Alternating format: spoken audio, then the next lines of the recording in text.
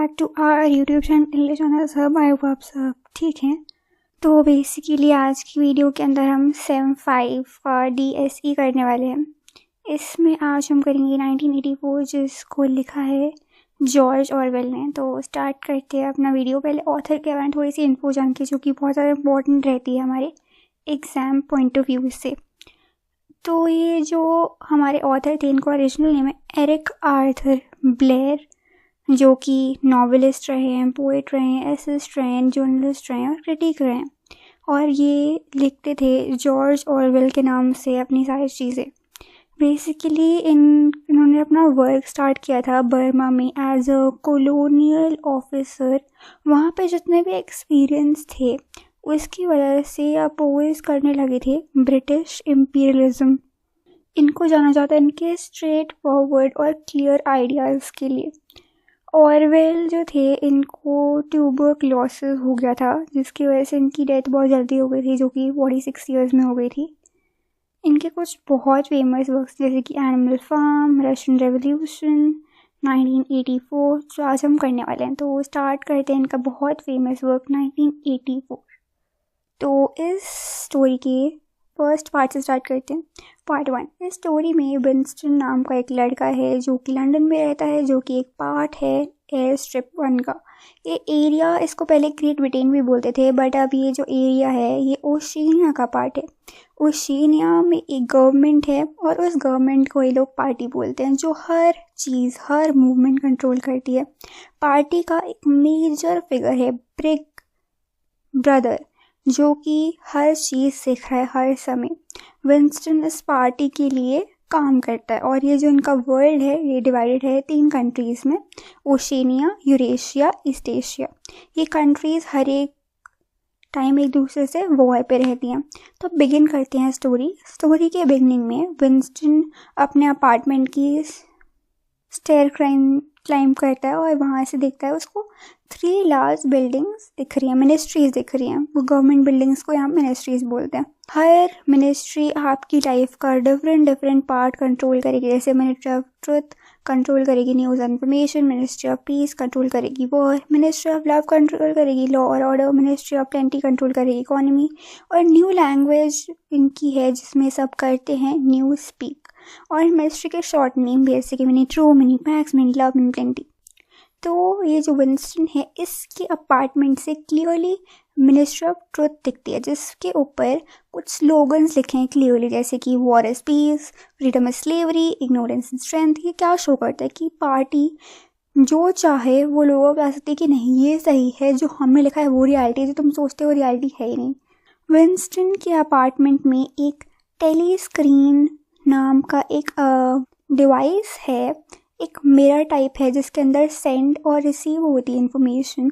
और ये पार्टी जो है चेक करती रहती है लोगों को कि कोई डिसलॉयल तो नहीं है। और ये टेलीस्क्रीन मॉनिटर करती है थॉट पुलिस, कैच करने के लिए कि कोई अगेंस्ट जा रहा पार्टी के। बट टेलीस्क्रीन विंस्टन के अपार्टमेंट में ऐसी जगह लिखी है कि थोड़ा सा कोना बच गया है जहाँ पे वो देख नहीं सकती। तो उसी कोने पे जाके विंस्टन अपनी राइटिंग करता है। और बेसिकली ओशिनिया में अलाउड नहीं है कि लोग पर्सनल रिकॉर्ड करें या कुछ भी थिंक करें अपने बारे में, जो कि पार्टी को लगता है ये क्राइम है। अगर वो सोचें भी कुछ भी पार्टी के बोलने के अलावा, जो पार्टी बोलती है वही सही है, अगर वो खुद कुछ सोचे तो वो सब गलत है। तो विंस्टन को पता है ये लिखना डायरी में एक बहुत बड़ा सीरियस क्राइम है, इसको थॉट क्राइम बोलते हैं। फिर भी वो लिखता है, उसे पता है कि डेथ हो सकती है इसकी वजह से। और वो ईयर लिखता है, बट वो श्योर नहीं है कि ये सही ईयर है कि नहीं, क्योंकि पार्टी कोई भी ईयर बता सकती है उनको, कोई भी डे ऊपर नीचे कर सकती है अपने हिसाब से। तो उसको ये नहीं पता कि वो सही ईयर लिख भी रहा है कि नहीं। नेक्स्ट, विंस्टन अपनी डायरी में कुछ चीज़ें लिख रहा है, कुछ इवेंट्स लिख रहा है कि आज एक 2 मिनट्स हेट डे था, जहाँ पे लोगों को प्रेज करना था बिग ब्रदर को और हेट करना था जो भी पार्टी के एनिमीज थे। और इस सेशन के दौरान उसको एक डार्क हेड गर्ल दिखी और ओब्रायन दिखा। तो उसे लगता था कि ओब्रायन भी अगेंस्ट है पार्टी के, क्योंकि उसकी ड्रीम में ओब्रायन आया था और कुछ बातें उसने कही थी। तो उसे लगता है कि उस ड्रीम की वजह से कि नहीं ये भी अगेंस्ट है। तो वर्क पे जाने से पहले विंस्टन फाइनल डायरी में लिखता है कि उसे पता है कि जो लिख रहा है बहुत डेंजरस है, उससे डेथ हो सकती है। फिर वो इंक विंक साफ करके निकल जाता है। विंस्टन ड्रीम करता है अपनी मदर के बारे में, फिर जॉब नहीं है। फिर नेक्स्ट ड्रीम करता है गोल्डन कंट्री की, जहाँ पे वो डार्क हेड गर्ल आई, उस मिनिस्ट्री में अपने कपड़े फाड़ दिए और फिर वहाँ से निकल गई क्योंकि उसको रेबेलियन करना था पार्टी अगेंस्ट। तो वो अपना नेक्स्ट डे स्टार्ट करता है एक फिजिकल जर्क्स करके, एक एक्सरसाइज है जो पार्टी मेंबर्स के लिए ज़रूरी है। तो एक्सरसाइज करते करते अभी भी वो कन्फ्यूज्ड है इस कंट्री के बारे में, क्योंकि पार्टी कॉन्स्टेंटली चेंज करती रहती है उनकी हिस्ट्री डबल थिंक यूज़ करके, कि जो वो चाहती है वो हिस्ट्री में ऐड कर देती है और चीज़ें डिलीट कर देती है अपने हिसाब से। फिर एक वॉइस आती है पीछे से टेली स्क्रीन से कि अच्छे से एक्सरसाइज करो, फिर वो एक्सरसाइज करने लगता है।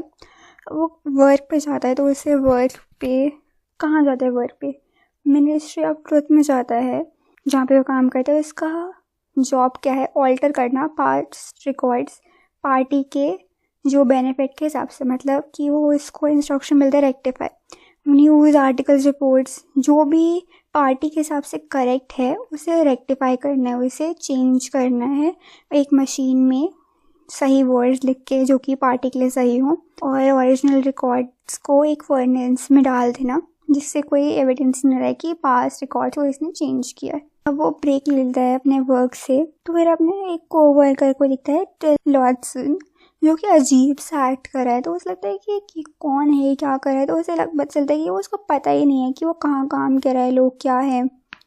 फॉर एग्जाम्पल उसे बस ये पता है कोई वुमेन उसके साइड में बैठती है जो इरेज करती है रिकॉर्ड उन लोगों के जो कि पेपराइज हो गए हैं, और उसने अपने हस्बैंड का भी रिकॉर्ड करा इरेज। एक और उसका कोर वर्कर के बारे में उससे होता है जो कि एम्पल फोर्थ है, जो कि पोइट्री लिखता है जो कि पार्टी की आइडियोलॉजी के हिसाब से है। और फिर विंस्टन बताता है कि कुछ लोअर क्लास लोग हैं वहाँ पे उनकी कंट्री में जिनको प्रोल्स बोलते हैं। विंस्टन अपने वर्क में वापस जाता है, बोलता है मुझे पसंद तो है बट मुझे ये नहीं पसंद कि वो हम चेंज क्यों कर रहे हैं। शायद उसका काम है, एक पार्टी मेंबर कॉमरेड विदर्स था जिसको एग्जिस्टेंस से हटा दिया गया है अब कम्प्लीटली। कैसे हटाते हैं लोगों को कम्प्लीटली एग्जिस्टेंस से आगे में भी देखने को मिल सकता है लोगों को, तो बने रहिए अंत तक। अब विंस्टन को एक नया पर्सन बना है कॉमरेड और जुल्वी, और उसके लिए एक स्टोरी इमेजिन करनी है जिससे न्यू कैरेक्टर पार्टी की स्टोरी से कम्प्लीटली मैच करे और कोई नोटिस ना करे चेंज।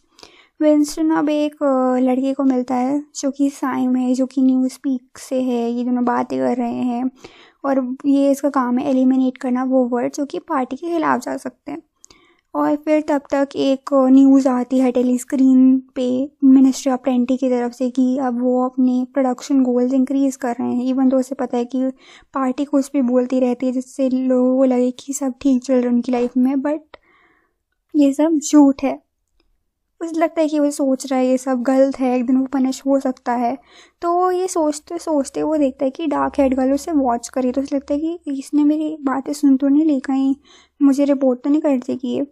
तो विंस्टन अपनी डायरी में एक रात बिताई हुई प्रोल प्रोस्टिट्यूट के साथ लिख रहा है, और फिर अपनी एक्स वाइफ के बारे में लिखता है वो कि कैसे जो वो पार्टी है कंट्रोल करती है सारे प्लेजर्स उनकी लाइफ की। मैरिज जो होती है ऑस्ट्रेलिया में खाली बच्चों को प्रोड्यूस करने के लिए होती है, ना कि अफेक्शन होती है, सेटिस्फैक्शन होती है।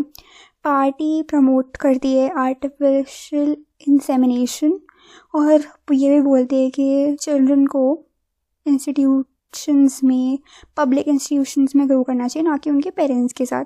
विंस्टन अपने एक्स वाइफ के बारे में लिखता है जो कि सेपरेट हुई थी उससे 11 ईयर्स अगो, जो कि उसके साथ हमेशा कोल्डली बिहेव करती थी और बोलती थी मैं तुम्हारे साथ इधर हूँ बच्चा प्रोड्यूस करने के लिए क्योंकि मुझे अपनी ड्यूटी टू पार्टी फुलफिल करनी है। विंस्टन फिर वो एक्सपीरियंस आता है कि वो प्रोल प्रोस्टिट्यूट के साथ था, पूरी रात उसने बिताई। जैसे ही उसने ऑन करा लाइट, तो बीच में उसने ऑन करा जब लाइट, उससे देखा कितनी ओल्ड है, कितनी अनअट्रैक्टिव है, उससे फ़र्क नहीं पड़ा, फिर भी जो उससे करना था उसने कर दिया। विंस्टन पे उसको देख के सोचता है कि जो प्रोल्स हैं जितने भी इनकी सब ज़्यादा पॉपुलेशन है इस ओशिनिया में, और पार्टी इनको इग्नोरेंस में रखती है और पॉवर्टी में इसलिए रखती है जिससे ये रिबेल ना करे, इन्हें झूठ बोलती रहती है। नेक्स्ट देखते हैं। अब एक स्टोरी बताता है वो कि मिड 1960s में 3 पार्टी मेंबर्स थे, जोन्स, एरनसन एंड रदरफोर्ड, जो कि अरेस्ट हो गए थे क्योंकि उनको कुछ फॉल्स क्राइम उन्होंने किए थे और फिर उन्होंने कन्फेस किया करे थे। उनको बहुत टॉर्चर किया था। रिलीज़ के बाद भी वो बहुत ब्रोकन फील कर रहे थे। बाद में उनको रीअरेस्ट किया, कोई भी अपने न्यू चार्ज लगा के। विंस्टन ने उनको देखा था एक बार कभी चेस्टनट ट्री कैफ़े के वहाँ पे, जहाँ पे उनकी बहुत बुरी हालत हो रखी थी। बाद में उसे न्यूज़पेपर क्लिपिंग मिली जहाँ पे वो बहुत इनोसेंट थे, उसमें लिखा था, बट उसने वो फेंक दी ट्रुथ समझते हुए भी। एक मेमोरी होल में विंस्टन अपनी डायरी राइटिंग में लिखता है कि उसे पता है कि कैसे बार्टी ये सब मैनिपुलेट कर रही है, बट क्यों कर रही है उसे ये नहीं पता। फिर उसे डार्क हेड गर्ल फिर से मिलती है। उसे लगता है कि वो रिपोर्ट कर देगी। उसे फॉलो करने का सोचता है बट फॉलो नहीं करता, क्योंकि उसे लगता है कि उसे हार्म कर देगा वो, बट बोलता नहीं, मुझे हार्म नहीं करना इस लड़की को, छोड़ो छोड़ो छोड़ो। एंड हम पार्ट 2 पहुँच गए। आई होप आप यहाँ तक सोए नहीं होंगे। तो एक morning dark head girl work पे उसे मिलती है। वो गिर जाती है तो विंस्टन उसे हेल्प कर रहा है उठने में। सीक्रेटली वो एक पीस ऑफ पेपर उसको दे देती है।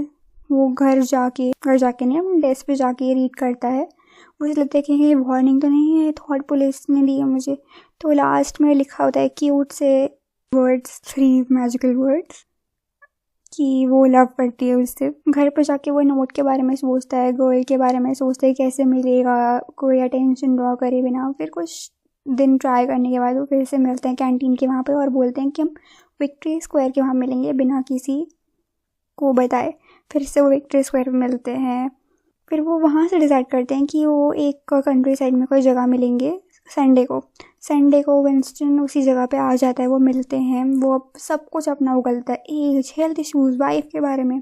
और फिर वो लड़की कहती है, मुझे फ़र्क नहीं पड़ता, बट मेरा नाम जूलिया है, ये तुमने बोला, मुझे उसका फ़र्क नहीं पड़ता। विंस्टन को लगता है ये जो रिलेशनशिप है ये एक प्रोटेस्ट की तरह ही है, पार्टी के अगेंस्ट ही है।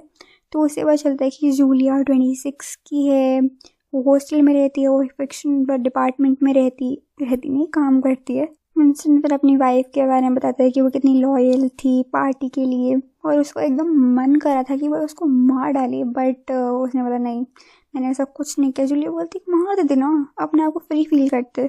अब विंस्टन को लगता है कि उनको अब मिलना ही चाहिए सीक्रेटली। उसे लगता है कि एक ना एक दिन हमें कैच कर लेगी, फिर हमें मार देंगे वो लोग। बट वो बोलती है अभी मारा नहीं ना, प्लान कर रहे हैं, न्यू प्लान्स बना रहे हैं, नई मीटिंग्स के लिए, लेट्स सी कैच करती है कि नहीं।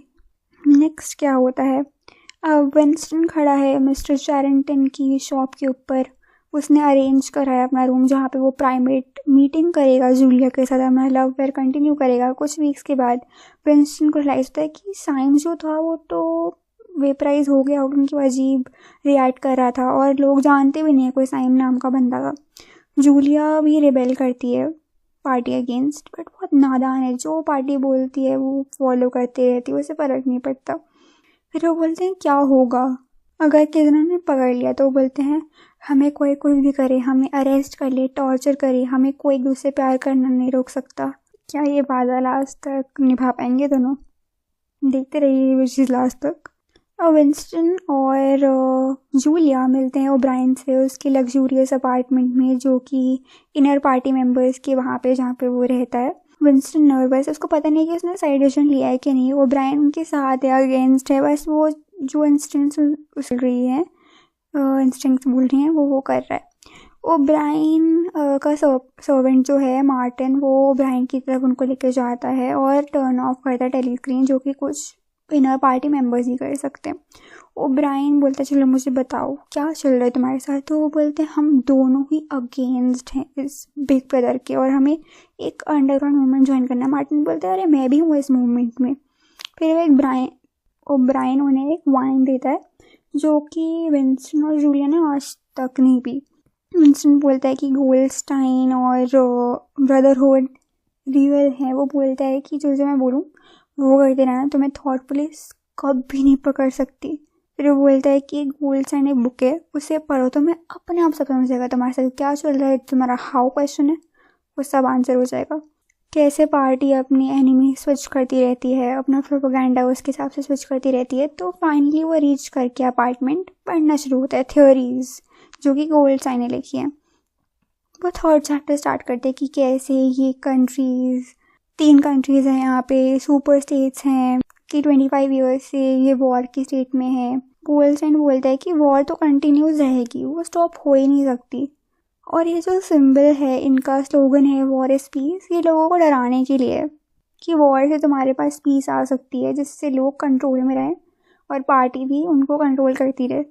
गोल्डस्टाइन बोलता है कि ये एक सोसाइटी है, ये पिरामिड की तरह है। यहाँ पे हाई में लोग वो रहते हैं जो पावर में है जो अभी, फिर एक मिडिल है जो कि पावर में आना चाहती है, और एक लोअर सोसाइटी है जो कि जिनको बस इक्वालिटी चाहिए और उनको ऑप्रेस करते रहते हैं ये दोनों मिलके।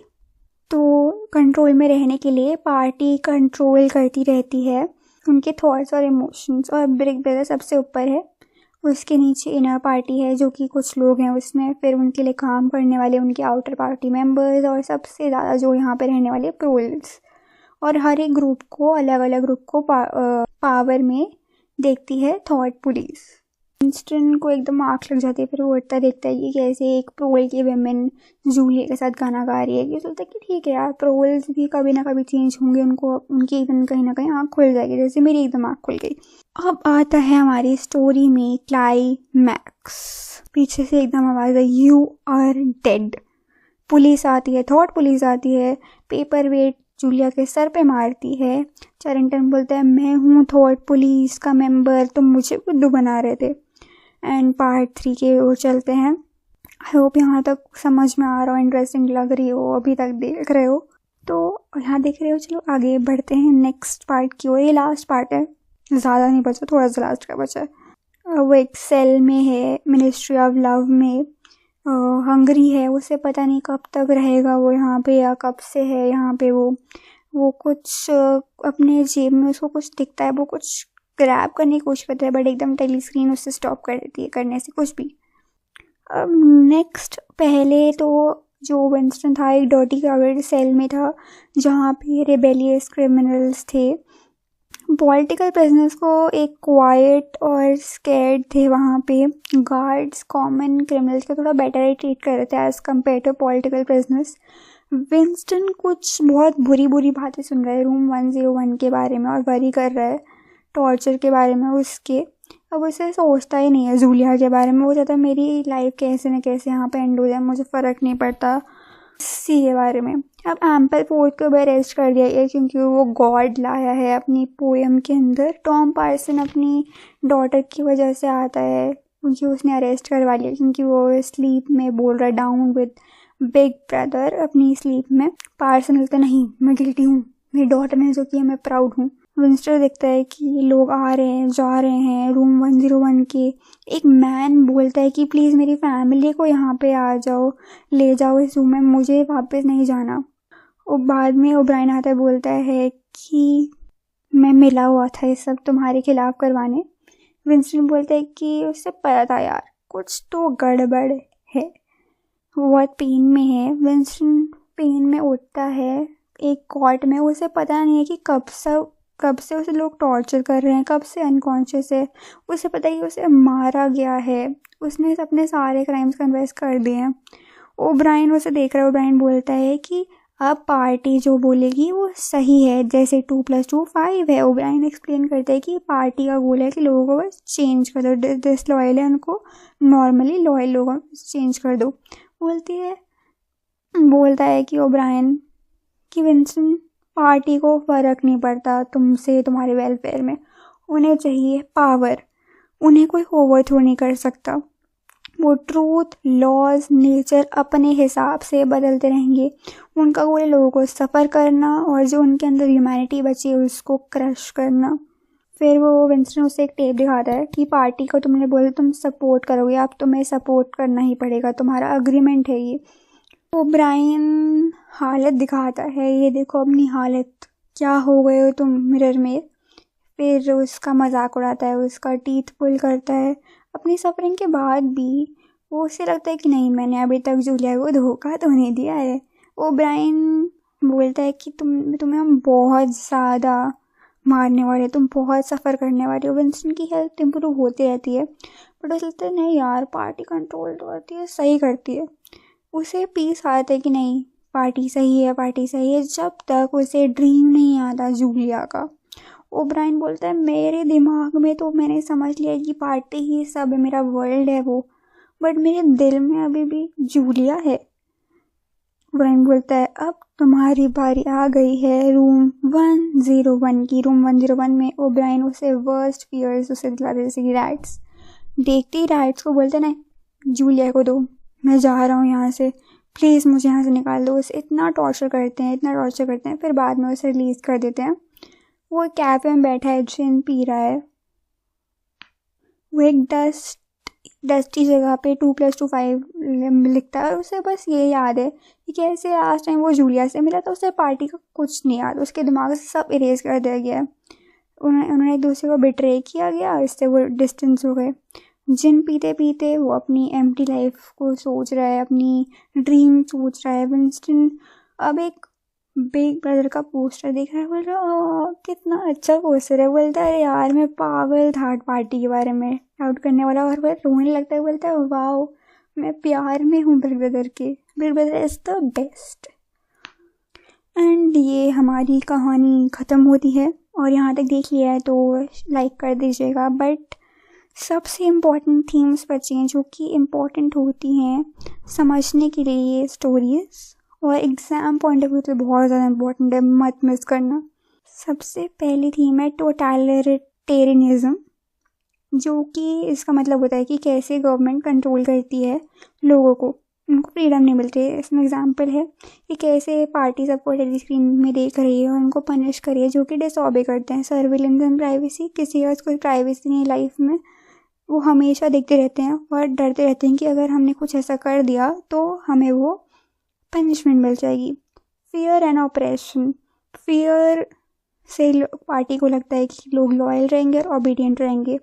पार्टी यूज़ करती है टॉर्चर, जैसे कि रूम 101 हमने देख ही लिया। एंड यहाँ पे हमारा वीडियो ख़त्म होता है। आई होप आपको यहाँ तक समझ में आए हो, तो लाइक शेयर कमेंट सब्सक्राइब कर दीजिएगा। एंड आपको ये PDF बिल्कुल फ्री में हमारे टेलीग्राम चैनल पे मिल जाएगा। ये बहुत ब्यूटीफुल नोट्स हमने खुद से बनाए, तो आप ले सकते हैं वहाँ से। Thanks for watching, bye bye. खत्म, bye bye, tata, good bye.